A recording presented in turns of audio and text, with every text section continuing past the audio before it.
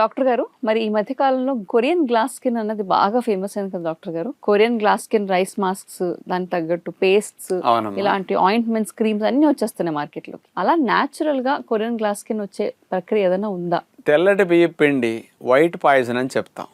లోపలికి వద్దమ్మా, మీరు అడిగినట్టు గ్లాసీ స్కిన్కి భలే పనికి వస్తుంది. ఓకే. నీళ్లు పొయ్యి మీద పెట్టి మరిగించి అందులో బియ్యం పిండి వేసేసి దగ్గరకు వచ్చాక దాన్ని దింపి అందులో అంత అలోవెరా జెల్, అంత తేనె, ఈ రెండింటిని కలిపేసేసి ఆ బియ్యం పిండి ముద్దని బాగా చర్మానికి, ముఖానికి, మెడకి ఇవన్నిటిని అప్లై చేసేసేసి 20 నిమిషాలు అట్లా ఉంచేసేసి తర్వాత కడిగేసుకుంటే మరి కొరియన్ గ్లాసీ స్కిన్ రావడానికి ఈ టెక్నిక్ బాగా ఉపయోగపడుతుంది. న్యాచురల్గా ఆ మృత కణాల లేయర్స్ని తొలగించేసి పైకి వచ్చే స్కిన్ మంచి షైనీగా గ్లోతో చాలా బాగుంటుంది అనమాట.